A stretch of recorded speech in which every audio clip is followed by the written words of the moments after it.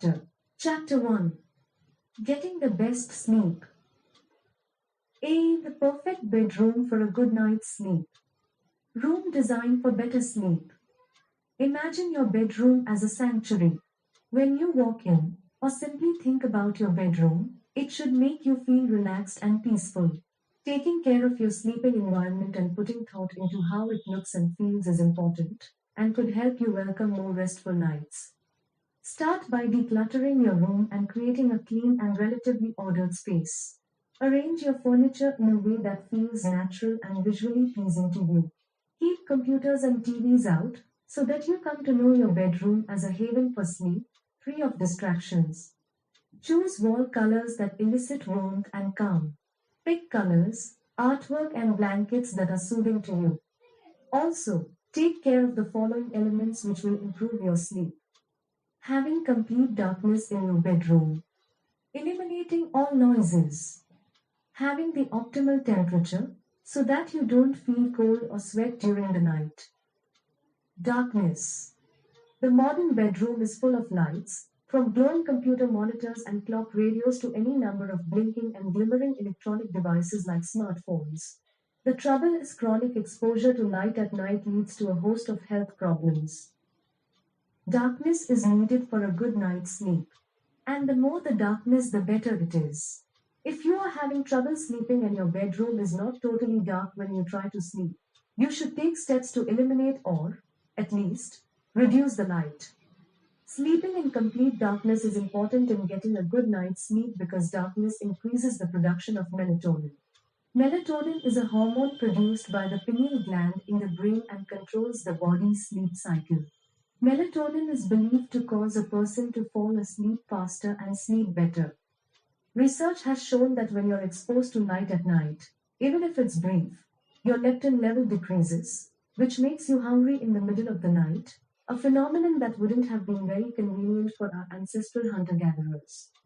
Gene expression is also affected by your internal clock, as a cellular growth and repair, and hormone production. Exposing yourself to light at night leads to the disruption of all of these processes, setting the stage for diseases like obesity, diabetes, cancer, and even depression. To achieve complete darkness, use a sleep mask. The first time I saw someone wearing a sleep mask on an airplane, I found it a bit odd. However, I changed my perception and, now, I believe that these people are brilliant. It's so difficult to create a completely dark sleep environment when you're traveling or when you want a power nap at the office, and it's hard to believe the solution to this problem is so easy. Search Amazon.com for Bucky Eye Mask.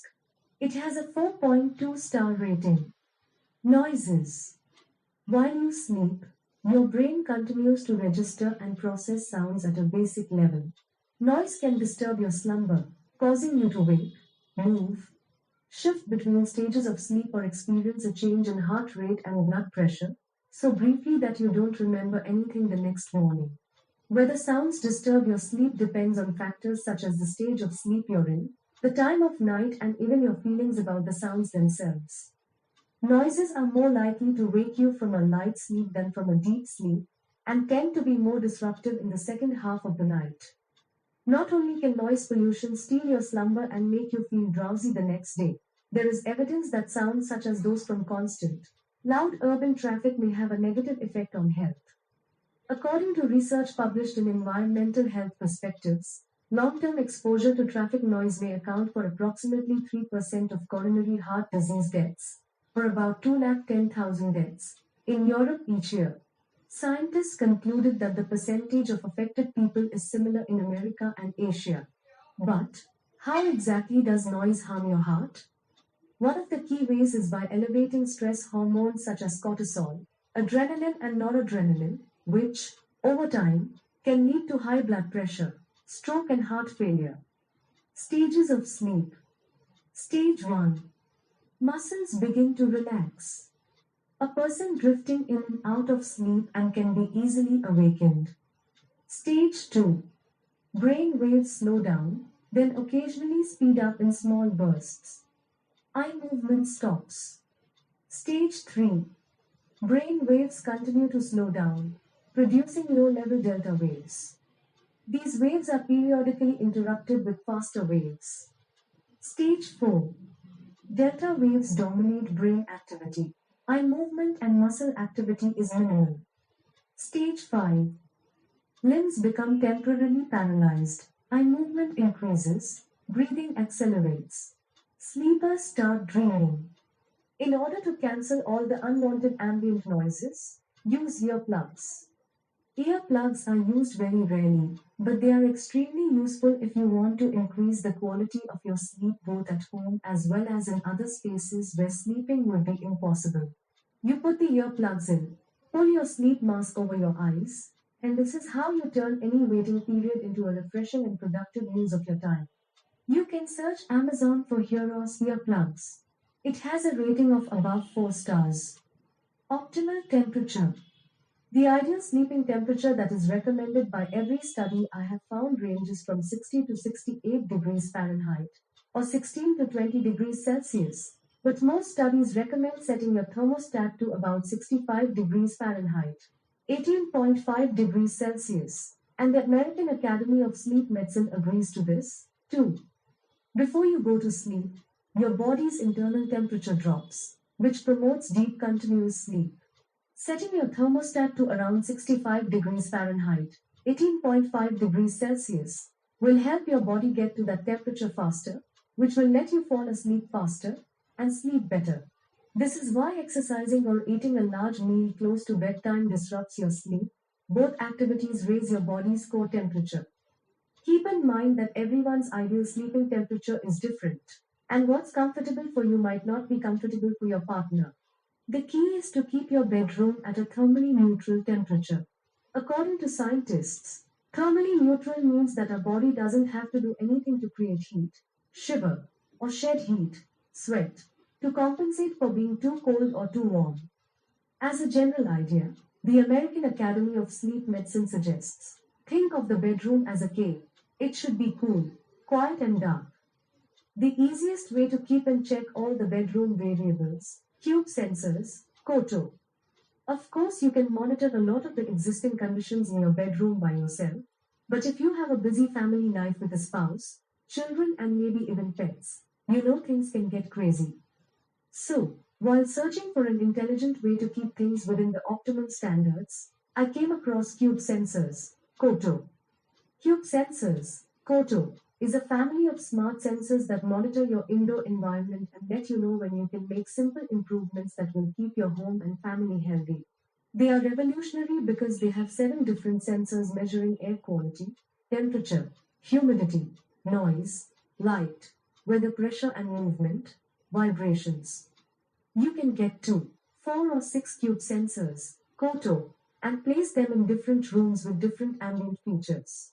Your office is different from your bedroom and a kid's room. A cube sensor, Koto, can tell you when the temperature in your home is off, costing you money, or alert you that your office is too dark to be working without lights being on as the sun starts to go down. Plus, it tells you about indoor pollution, ensuring that the air you breathe in your home is fresh and clean. Feedback is given based on what you want to do in that room, either with a shake prompted glowing light, or in more detail via a web app. If you've assigned one of the cube sensors, Koto, to sleep, you can also pair it with a sleep tracking Fitbit or Jawbone device. This lets you see the data from the cube sensors, Koto, along with that from the fitness tracker simultaneously, with the idea being that you can see if the room temperature, humidity or light coming in through the window is causing periods of disrupted sleep. Not only will you know how many times you woke up, but also the reasons. Google search words, cube sensors and Koto for more information. Next, we'll talk about the daytime habits that can increase the quality of your sleep. If you ignore them, or even worse, do the opposite, you might experience low quality of sleep, which will have a serious impact on your health and performance. Make sure you do the next 5 things properly and avoid the 4 that impair your sleep considerably. Be daytime habits for a better sleep. Get 30 minutes of sunlight. Light sends your brain the signal that it's time to wake up. This aspect is most likely obvious for everybody who's turned on the light in the middle of the night and then had problems getting back to sleep. What's not so obvious, however, is the fact that exposing yourself to natural light at other times, especially during the first hours of the morning, can actually help you sleep better at night. Natural light is a factor that helps regulate your biological clock, keeping it on the right track. This internal clock is located in the brain and it's not so different from a regular hand watch. The moment of exposure is crucial. Your body's clock is the most receptive towards sunlight in the morning. Between 6 a.m. and 8:30 a.m. then, it practically resets your internal clock, which regulates the sleep-wake cycle. Drink enough water. Amazingly, an estimated 75% of Americans are chronically dehydrated. Simply eating water-rich foods and drinking more water could be one of the healthiest changes you can make to bring about better sleep and to improve your health. Water makes up about 60% of your body, 75% is in your muscles, and 85% is in your brain. Water is essential for almost all of your bodily functions, especially the brain function. So, it shouldn't come as a surprise that being dehydrated may disrupt healthy brain function while sleeping. For all of these functions to be optimally fulfilled, you need approximately 68 fluid ounces, or 2 liters, of good quality water every day. This doesn't include other liquids such as sodas, soups, coffee, etc. This means you can satisfy this daily water requirement by drinking a 9 ounce, or 260 milliliters, glass of water every 2 hours. It's important that you drink water as soon as possible after waking up and then at regular intervals throughout the day, especially in the first half of the day. While we sleep, our body uses the water it already has, but it doesn't have the opportunity to refill its tank. So, it's vital that you drink 16 fluid ounces, or 500 milliliters, of water right after waking up. Information about optimal water temperature and what you can put in the water to make it more beneficial for your body can be found in the later section of Morning Ritual. I don't recommend that you drink more than 9 ounces, or 260 milliliters, of water an hour before bedtime because, otherwise, you'll have to go to the bathroom at night and this will negatively impact the quality of your sleep. Exercise for 30 minutes. Another determining factor for a restful sleep is exercising during the day. Everybody who exercises has far fewer problems with their sleep pattern, but what's even more interesting is that people who are in great physical shape need less sleep. Why? Because their bodies regenerate much more quickly and they resort to other sources of energy besides sleep, such as highly functioning muscles, flexible joints, increased pulmonary capacity, and many more. Most people recharge energetically just by sleeping and, therefore, lose the opportunity to gain vital energy through physical exercise. I will start by mentioning a few obvious benefits of exercise. Allows better cell oxygenation because your breathing is improved and this will help you inhale and exhale more deeply. Toxins by improving the circulation of the lymphatic system. Tones the muscles and increases your resistance to physical effort. Optimizes your general state of health. Stimulates the secretion of endorphins, happiness hormones. Therefore, your mood is greatly improved. The most powerful changes occur when those with sedentary jobs, desk jobs, start getting some physical exercise. Static workplaces predispose you to shallow breathing, insufficient brain and muscle oxygenation, compacted vertebrae, joint pains, tired eyes, accumulated tension in the shoulder blades, neck stiffness, and much more. If you're not used to following a daily routine, I suggest that you experiment with something little less aggressive, something you can do with a minimum of effort and that will combat the issues mentioned above. Start with 5 minutes of walking around your building complex. Breathe, relax, clear your mind and unclench your muscles. After 3 days, increase the duration to 10 minutes. After another 3 days, increase the duration to 15 minutes. At some point, you'll actually want to start running at a slow pace. Don't fight it. After more time has passed, you'll start running faster and longer. Let your body dictate the rhythm. Why do I believe this to be the best way to start exercising? Because after you get dressed and put on your sneakers, immediately after walking out the door, you're at your gym or at the racetrack. You shorten the length of time it takes to get started and you eliminate any major obstacles that might hold you back. So, take it literally, step by step, but be careful. Discipline yourself to not do less than what you set out to do, but also to not do more than that. This aspect is very important. If your goal is to exercise for 10 minutes, don't exercise for 20 minutes. You'll do that when you get to the appropriate stage. Measure your efforts so you avoid stimulating self-sabotage. The best time to go for a walk and then for a jog is in the morning. However, do not implement this habit before practicing the morning routine. In the last part of the course, the 8-week system, I'll tell you exactly when you should incorporate walking and then running during your morning activity. In the last part of the course, the 8-week system, I'll tell you exactly when you should incorporate walking and then running during your morning activities. The power nap. In 1975, Dr. Roger Broughton from the University of Ottawa argued that afternoon naps are a natural part of the human sleep cycle. This seemed radical to those who saw naps as indicating laziness or being specific to some tropical societies. After a period of ignoring napping, scientists started to study it in 1986. Dr. Broughton discovered that, even after a full night's rest, people still have a strong tendency to fall asleep early in the afternoon. We tend to ignore this issue for practical reasons and because of our work schedule. Therefore, it would be good to regulate our wakefulness at the same time every day. The second wave of fatigue hits approximately 8 hours after waking up in the morning. Therefore, if you are getting up between 5 a.m. and 7 a.m., you'll probably start feeling tired again during the afternoon, between 1:30 p.m. and 3 p.m. A short nap of about 10 to 20 minutes can satisfy the desire for sleep and allows you to wake up feeling more alert and rested. A research, published in 2007, by Harvard School of Public Health in the US along with the University of Athens Medical School was conducted over a period of 6 years on a batch of 24,000 men and women. The results of the study showed that a short nap, in the early afternoon, can decrease the risk of cardiovascular diseases by 34%. NASA conducted studies on astronauts and pilots to determine the best sleep patterns for the maintenance of maximum performance. They discovered that a short nap can improve performance by 34% and vigilance by 54%. Some people swear that dozing off makes them feel even sleepier.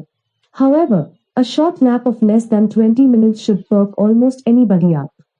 10 to 20 minutes are enough to take advantage of the benefits of a nap such as increased vigilance, improved performance, and an overall better mood. The researchers from Brock University in Ontario explain. Here's why. While we are asleep, our brain produces different types of waves that correspond to the depth level of our sleep. After approximately 20 minutes, the sleepy brain can enter a phase called slow wave sleep, the most profound sleeping phase. This is why, if you doze off too much, you can feel lightheaded and disoriented when you wake up, instead of feeling refreshed. If you have the possibility of turning your afternoon nap into a daily habit, get comfortable with using something you associate with sleep, a lavender-scented pillow, an eye mask, earplugs, etc., to fall asleep faster. Also, choose a rocking chair or a couch instead of a bed to reduce the temptation of sleeping too much. It's very important not to exceed 30 minutes of sleep in the afternoon and to make sure you nap before or up until 3 p.m. Otherwise, you will disrupt your circadian cycle and it will be extremely difficult for you to go to bed in the evening at the hour that you want.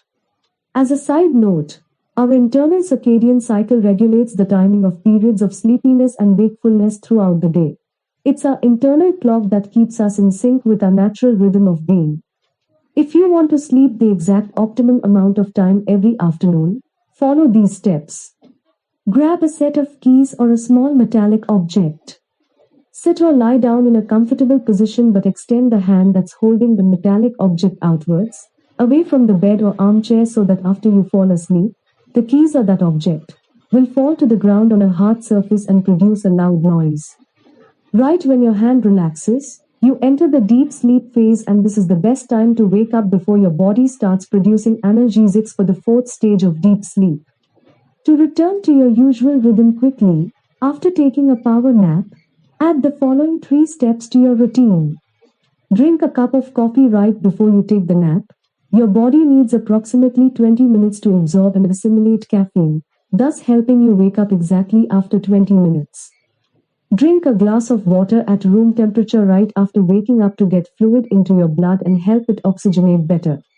Move around. Do some stretching exercises after waking up to restart your metabolism and help your body produce more energy. Dinner. Your evening meal represents an essential source of energy that can make a huge difference when it comes to the quality of your sleep, whether it's an agitated or labored one or a type of sleep that allows all of your bodily functions to take place under optimal conditions. There are a great number of myths regarding the best time to have dinner and what it should consist of. The basic principle is that some foods stimulate the brain while others soothe it and get it ready for sleep. Therefore, you should eat more foods from the second category and less from the first. The most important element that your brain needs so as to enjoy adequate sleep is a substance called tryptophan.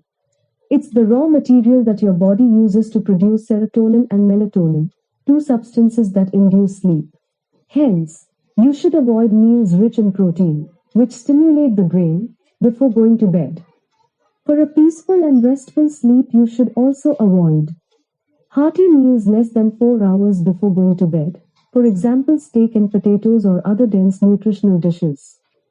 Fatty or spicy foods. Tomatoes, potatoes and onions. Eat foods that induce relaxation and sleepiness such as raw almonds. They contain tryptophan and magnesium, walnuts, and other nuts, and pumpkin seeds. Oatmeal contains melatonin and regulates the sleep process. Bananas, they are rich in magnesium and melatonin. Mushrooms, they are rich in easily assimilable proteins and give a quick filler effect. Avocados, grapefruit and papayas, they are rich in magnesium. But, by far, the best investment you can make when it comes to getting a good night's sleep, according to nutrition expert Michael Greger, MD, is eating 2 kiwis an hour before bedtime. Kiwi is a fruit rich in antioxidants, which reduce oxidative stress, and it also contains serotonin and folate. What to avoid during the day and evening? No caffeine after 3 p.m. Many people have a very low tolerance for coffee. It's important to observe and notice any type of patterns you might have regarding coffee. The effects of coffee can last up to 6 hours, so if you want to go to sleep at 10 p.m., make sure you don't drink any coffee past 3 p.m. No alcohol after 3 p.m. Having an evening drink offers you a few benefits, but lots of negative ones as well. You're more likely to fall asleep faster after a drink. And you're even going to get about half a night of decent sleep, but afterwards you're more likely to wake up and sleep less deeply. It will interrupt your circadian cycle and will block your rapid eye movement sleep, which is the most restorative type of sleep. You will have a shallow sleep and wake up sooner without feeling rested. Hours later, when your body has mostly assimilated the alcohol, your sleep becomes fragmented and prone to frequent awakenings, often to hit the bathroom. You may also struggle with snoring, night sweats, nightmares, headaches and insomnia. If, however, you find yourself, once in a while, in a social setting and you're drinking, make sure you follow the 1-for-1 rule. Drink 1 glass of water for every glass of alcohol to help prevent dehydration. And down a few extra glasses of water the next morning. 2. No smoking after 7 p.m. People who smoke a few hours before bedtime struggle to fall asleep because nicotine disrupts their natural sleep-wake cycle, and withdrawal symptoms set in before the morning alarm clock goes off, often leaving them feeling even more restless and agitated. No screen time after 8 p.m. Smartphones, TV, tablets and computers radiate a blue light, which prevents the release of melatonin in your body.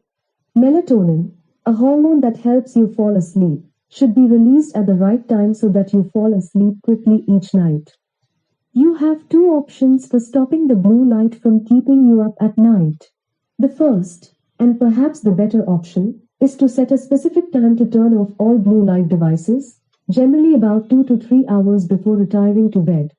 You should pick a time and follow it with consistency so that it becomes a natural part of the routine.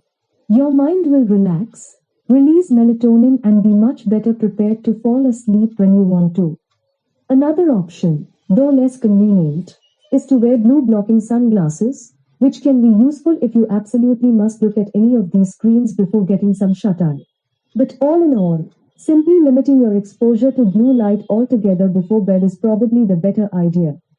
But, if you really have to watch or read something from your devices, in order to block the blue light and avoid the impact on your sleep, install the app called F.Lux on that device. This will diminish your exposure to blue light and keep the melatonin to a normal level up to the point when you finally go to bed. Next, we'll talk about the evening routine and about what makes a great go-to-bed schedule. It might look simple or straightforward, but it is not. I guarantee that if you follow these steps, you'll have the most pleasant and easy transition from being awake to having a great night's sleep. See you then. See evening routine. The evening routine alarm. One of the most frequent objections I usually receive is that it's easy to lose track of time in the evening. You play with your kids, surf the web, watch your favorite TV show, read an interesting book, and it's already past your optimal bedtime. From my experience, I can tell you that this is a legitimate challenge that could knock you off of your ideal schedule. The solution I have found is to set an alarm clock for going to bed. This works differently than the alarm clock I use for waking up because I don't set the alarm to ring at the exact time that I'm supposed to close my eyes. Rather, I set the alarm 30 minutes earlier so that I have enough time to finish what I have started. You can now use apps like Bedtime that comes pre-installed on your iPhone or Sleepy Time on your Android phone. This go-to-bed alarm is an early, friendly warning that I use to remind myself that I have no choice but to be ready for bed in 30 minutes. Tops. I have reached a point where I can use this habit with my kids as well, and it works really well because they love predictability and the fact that I don't tell them to go to bed now. Just like adults, children can self-manage much better when things are predictable and you set boundaries. Neither of you will be tempted to negotiate later. Concretely, set your alarm clock for 9:30 p.m. if you want to be in bed by 10 p.m. and notice how your chances of respecting your bedtime increase from 10 to 20% to 90 to 95%. To make the 30-minute process before going to bed simple and predictable, I suggest you use three elements: a visual element, an auditory element, and a kinesthetic element. You can choose to use just the one that you find the most relevant, or you can combine them in any way you like. The visual element: right after your go-to-bed alarm goes off, go into the bedroom and turn on your bedside lamp. Turn off any other light that was already on in that room. The auditory element: listen to a music CD that you like and increase the volume a bit so that you can hear the music even when you leave the bedroom to finish activities you started in other rooms. The kinesthetic element: right after you turn on your bedside lamp and turn up the music in your bedroom, place a rubber band on the wrist of your dominant hand. This is useful especially for the activities you have to do outside the bedroom during those 30 minutes. You might not see the light from the bedside lamp or hear the music coming from the bedroom, but you'll quickly notice the rubber band on your wrist. Step 1. Review of the day, 10 minutes. Begin the 30 minutes of your bedtime routine with a review of the day. I recommend you do this in the bedroom to benefit from the three helpful elements: the bedside lamp, the music, and the rubber band. The daily review is important because your mind relaxes when you give it the opportunity to close out the experience of the current day. Evaluate what worked and what didn't and capitalize on what you learned. This way you'll be able to feel comfortable because you have completed the current day and also feel that you've got things under control. Even if you didn't manage to finish everything you set out to do that day and had to reschedule some activities for the next day. Concretely, it's enough to spend 10 minutes asking yourself the questions below. Don't let yourself be tricked by the fact that it's only 10 minutes. This time will have a very important influence on your future success because it ensures you evolve and develop 1% each day. The questions are the following. What worked today? At least 5 examples. What didn't work today? What have I learned today? At least 3 examples. What will I do differently tomorrow? What am I grateful for today? At least 3 examples. I do my review for the day while drinking my favorite tea. I use my cup of tea as a way to sit down and really let myself land the plane. It's a great way to settle in the energy of the evening and really let the body know that I'm getting ready to sleep. Best choices of tea include jasmine, caraway, chamomile or anise, as they have tryptophan. A word of caution, drink the tea without lemon, as the smell of it, or other citrus fruits, can boost mental stimulation and increase energy levels, which may then hamper your sleep. Step 2. Clothes for tomorrow, 5 minutes. While in the bedroom, in the dressing, to be more precise, choose and organize your clothes for the next day. This way, you'll avoid the drama that occurs among most families every morning with questions like where are my socks? Where's my scarf? Who took my belt? So on and so forth. For example, setting out all of your gym clothes and gear can be the first step in the right direction to motivate you to carry out your planned workout, which is a good part to have in a morning routine. No matter what you have to do the next morning, having already taken this one step related to your morning routine is sure to save you time and mental energy that can be applied to more productive activities. Step 3. Bathroom necessities, 5 minutes. I think this is straightforward, no need to elaborate here. Step 4. Brush teeth and floss, 5 minutes. This one should also be pretty straightforward. Just a word of caution. Studies have shown that toothpaste together with peppermint tend to stimulate the brain and make it feel more awake. Step 5. Prayer or meditation, 5 minutes. This one is subject to personal preference. I can give you several options and you can choose the one that serves you best. A. Prayer. The best prayer I know, regardless of personal faith, is the one that entails offering thanks to all the good things that have happened during the day. So it's a prayer of gratitude. Like a track's like, so if you are thankful and acknowledging what is good in your life, you will have more. Find 10 to 20 things to be grateful for and you will transform any existing anxiety into serotonin, which will actually give you a better night's sleep. B. Meditation. If you prefer something other than prayer, you can choose from the following alternatives. The Hawaiian meditation, which is described in the morning ritual. A free content meditation, which, simply put, is just sitting in silence with your eyes closed and acknowledging your breath. Just a straightforward way to calm down, clear your mind and relax your body. Headspace app is a great way to start meditating if you are relatively new to it. Besides all the meditations for the other moments of the day and various purposes, it also has a meditation for better sleep at night. It's very good and I highly recommend it. Now, with all these activities, 30 minutes have passed since the alarm went off and you are now ready to call it a day. All the previous 5 steps allowed your body and mind to wind down and settle into a very relaxed mood that is optimal for a great sleep. Here's a recap. You started by closing all the loops and integrating the relevant aspects of the day. You went on to drink a nice warm tea with ingredients that infused your body with tryptophan. You continued with the preparation of the next day's clothes. You also took a toilet break, immediately followed by the brushing and flossing of the teeth. Right before getting into the bed, you had a 5-minute session of prayer or meditation. All I can tell you right now is good night and have a great sleep. If you have a history of unsatisfactory sleep, make sure you learn all the great techniques and strategies that I teach in the next module. D techniques to fall asleep. Self-relaxation. There is no need to go to India or anywhere else to find peace. You will find that deep place. No need to go to India or anywhere else to find peace. You will find that deep place of silence right in your room, your garden or even your bathtub. Elizabeth Kubler-Ross. I'll offer you some general guidelines after telling you what the method's principles are and how to effectively practice this exercise. It's about using relaxation elements and self-hypnosis to achieve the best possible state before falling asleep. If you're not very familiar with hypnosis, especially self-hypnosis, You don't have to preoccupy your mind with these notions right now because the process is simple and you're the one who will be giving yourself the beneficial suggestions.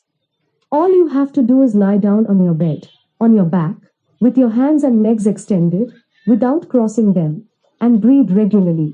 The basic principle is to scan your body by focusing your attention from the heels to the top of your head and gradually relax each part of your body. It's more important that you understand the principle rather than the method. You can replace the words if you feel it's necessary to do so, but keep in mind the general spirit of the principle. And now, regarding the process that you can go through to relax profoundly and get ready to go to sleep. I can feel my toes. I am becoming aware of the sensations I feel in my toes. My toes are more and more relaxed. I feel my heels and my ankles. I relax them even more. My feet are more and more relaxed. I now shift my attention upwards. My calves are becoming increasingly relaxed. My calves are very, very relaxed. And my knees are relaxed. They are very, very relaxed. I shift my attention to my thighs and I relax them even more. My thighs are very, very relaxed. My pelvic region is relaxing. I can feel the relaxation becoming more and more profound. My buttocks are very, very relaxed. I now shift my attention towards my abdomen and I relax it even more. And my lower back is becoming increasingly relaxed. My chest is relaxed. It's becoming more and more relaxed. I can feel my back relaxing as well. This relaxation sensation finds its way upwards to the back of my neck. My fingers are completely relaxed. My wrists and forearms are very, very relaxed and my attention shifts upwards towards my elbows and my arms that are very, very relaxed. And now I profoundly relax my shoulders and shift my attention towards my neck that is increasingly more relaxed. I relax my jaw and jawbone more and more. I can feel my tongue relaxing in my mouth, as are the muscles of my face, my cheekbones. I relax my earlobes, the area around my eyes and my forehead. They are all becoming increasingly more relaxed. I breathe easily and relax and revel in this state of complete relaxation. If you fall asleep during this process, it's okay. Don't worry about it.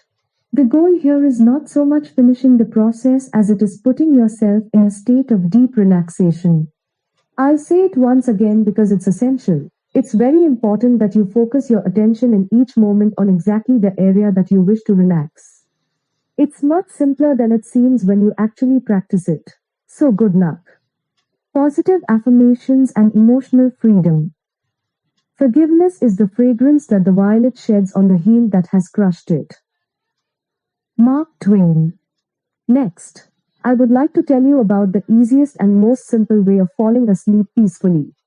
Most people who have trouble sleeping or experience restless sleep have completely counterproductive bedtime habits like watching news or highly stimulating shows on TV just before bed, trying to solve the unfinished businesses from that day, or going to bed feeling upset about a conversation with their spouse or their child.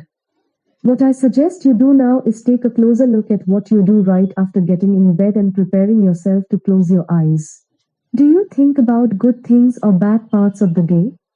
I know many people who have the habit of thinking about unfinished tasks and their possible solutions.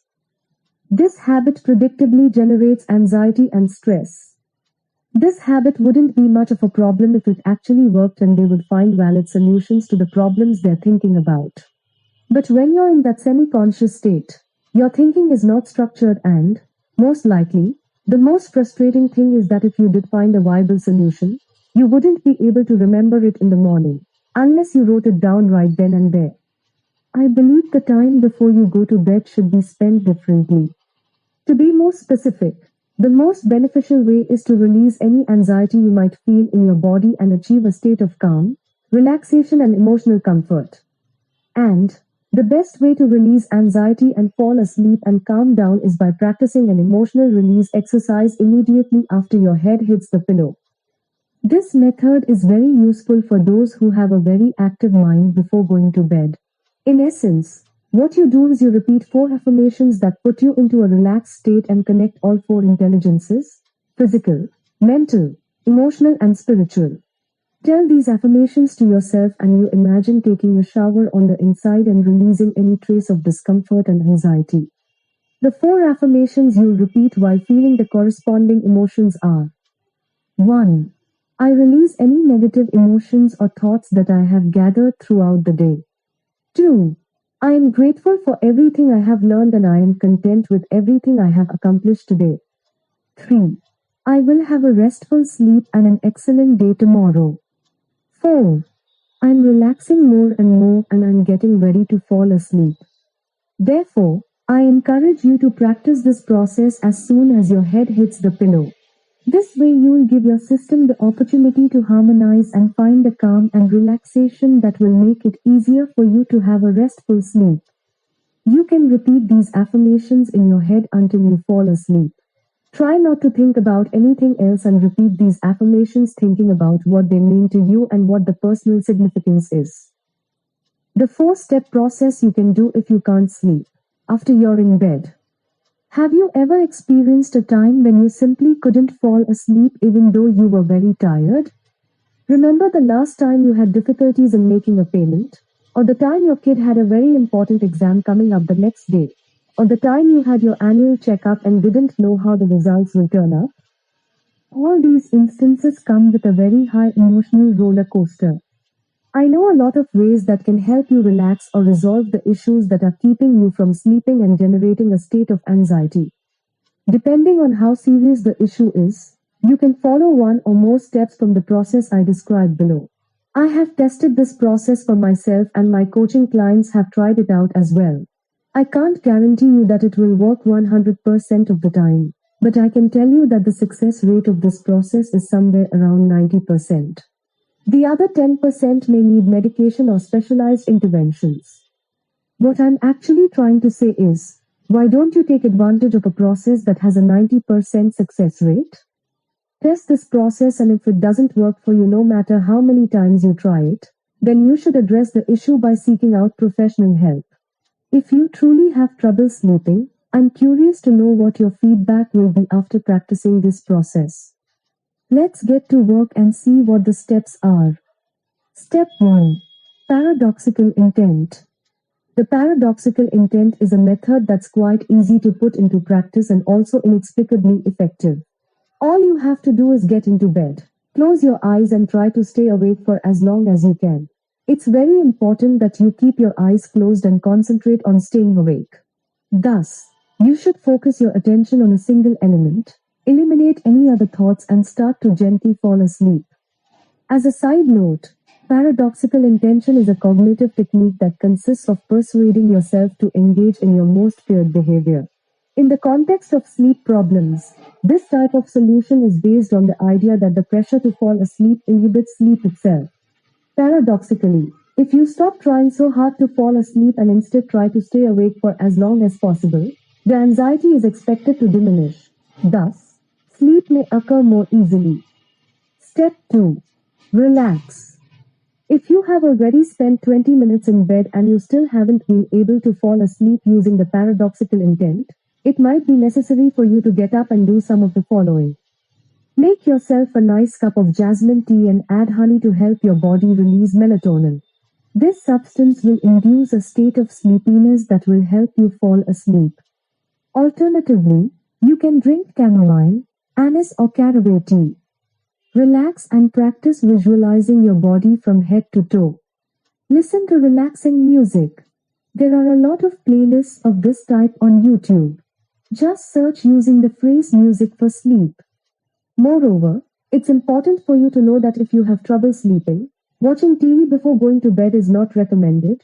It's true that for some people the TV acts as some sort of sleeping pill. However, that is not the case for most people.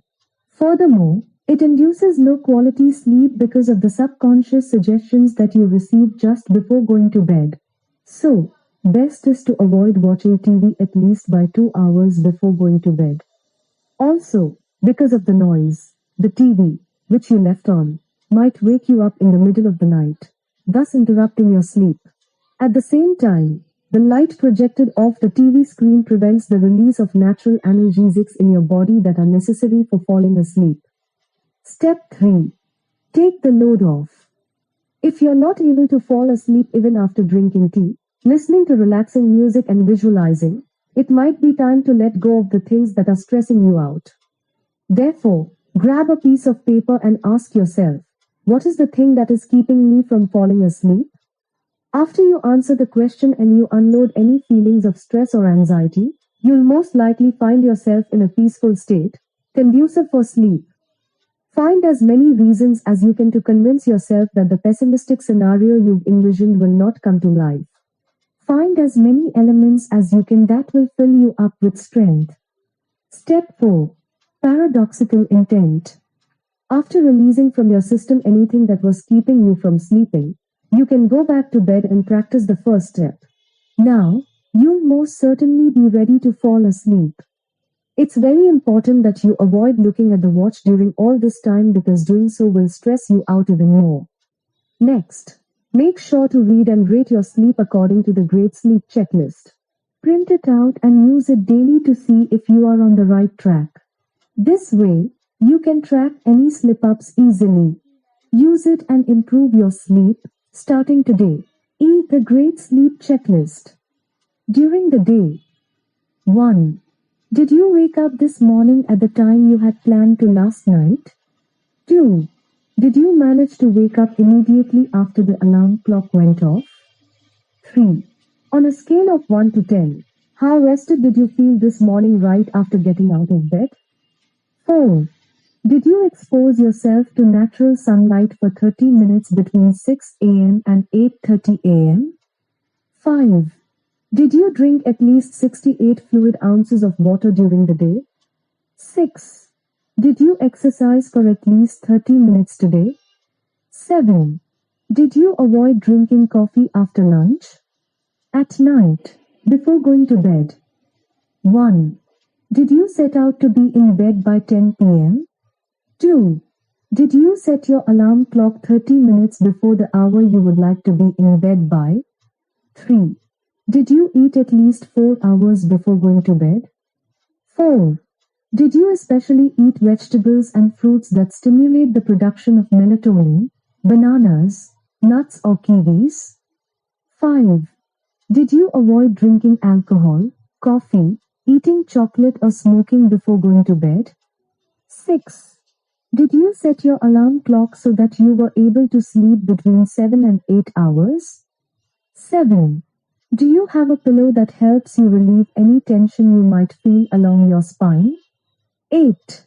Do you have a quilt that ensures optimal thermal comfort during the night? You shouldn't be sweating nor feeling cold. 9. Do you have comfortable pajamas?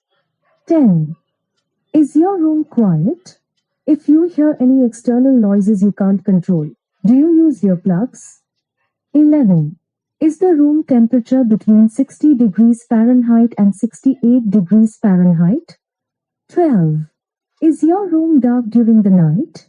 Do you use a face mask if it's not dark enough? 13. Did you avoid practicing activities in the bedroom that stimulate your intellect for at least 2 hours before going to bed? 14. Did you complete your daily review to alleviate your emotions? 15. Did you organize your to-do list for the next day so that you can feel you have things under control?